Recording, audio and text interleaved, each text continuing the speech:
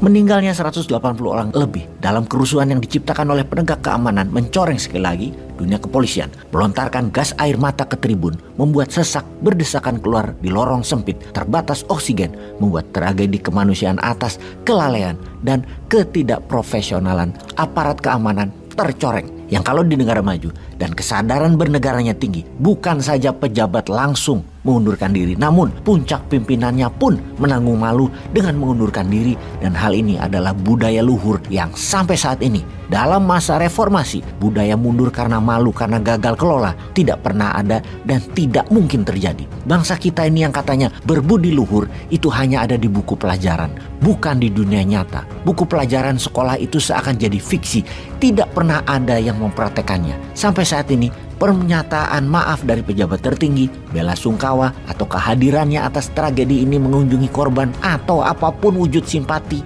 sedikit sekali, bahkan sepertinya tidak ada sama sekali, sepi.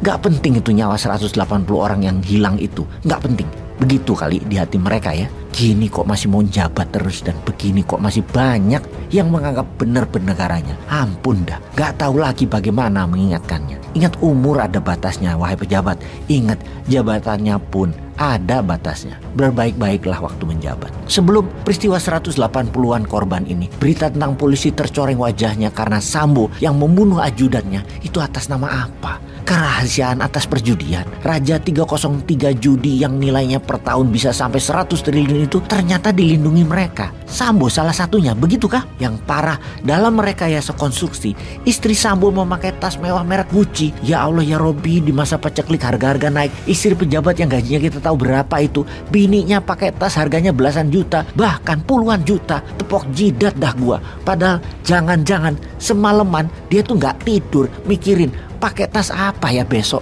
Ya udah ini aja deh yang paling murah, tas Gucci. Ampun dah gua. Pamer harta bini pejabat polisi ini menjadikan najwa narasi mengeneralisir kehidupan hedonis istri polisi ini yang suka pamer-pamer tas mahal. Padahal hanya beberapa istri polisi yang jabatannya basah dan gak tahan mental untuk pamer aja yang melakukannya. Saya pribadi pernah melihat di Paris, istri salah satu pejabat, oknum deh, bawa fotografer pribadi kemana-mana, difoto dan dinaikkan ke sosmed mereka. Gila, di Paris belanja bawa fotografer, gaji laki lu pejabat ya ketaker income-nya, tapi sudahlah, lupa gua. Mungkin dapat dari warisan orang tua mereka yang tajir melintir. Lupa.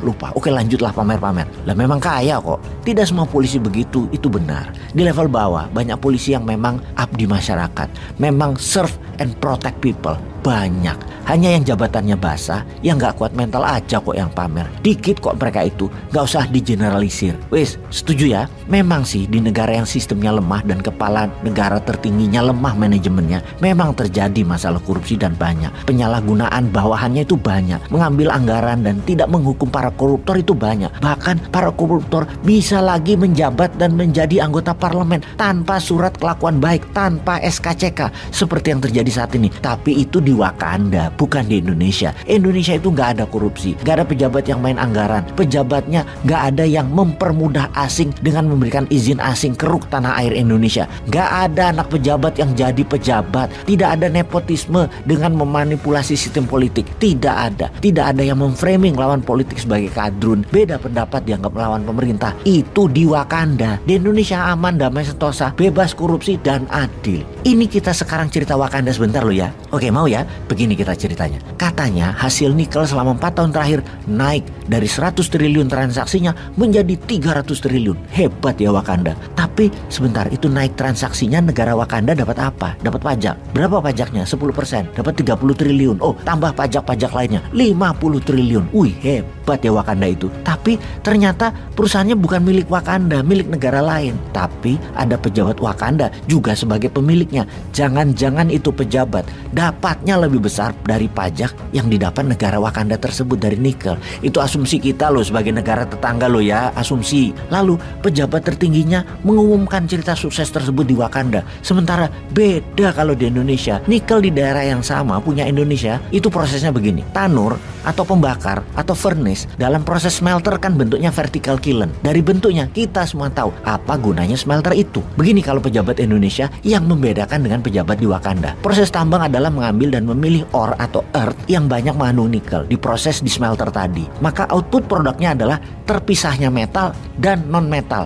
Yang metal masih heterogen mineral, yang non-metal seleknya dibuang, bahasa kasarnya taiknya dibuang. Yang heterogen mineral tadi yang terdeteksi banyak dan murah adalah nikel. Ya dibayar kandungan nikelnya aja. Itu kalau di Wakanda. Beda dengan di Indonesia. Yang dibayar kalau di Indonesia adalah mineral kontennya. Maksudnya bagaimana? Dalam heterogen mineral isinya ada Ni atau nikel, ada Li atau lithium, ada Os atau osmium, ada Ir iridium. Ya kalau di Wakanda yang dibayar hanya nikel karena pejabatnya bermain. Kalau di Indonesia pejabatnya jujur, tidak mau mengalah dengan Tiongkok. Yang bayar ya harus mineral kontennya. Iridium dibaca 0,3%, osmium dibaca 0,7%, iridium dibaca 200 ppm. Semua dibayar, bukan hanya nikel yang 2,1% saja yang dibayar. Artinya apa? Dari setiap 1 ton ada 21 kg nikel plus 3 kg iridium plus 7 kg osmium. Ya bayar semua. Itu di Indonesia. Kalau di Wakanda sekali lagi yang dibayar hanya yang 2,1% itu saja. Di Wakanda itu menghasilkan 300 triliun. Kalau di Indonesia hasilnya 100 triliun. Karena itu Indonesia kaya.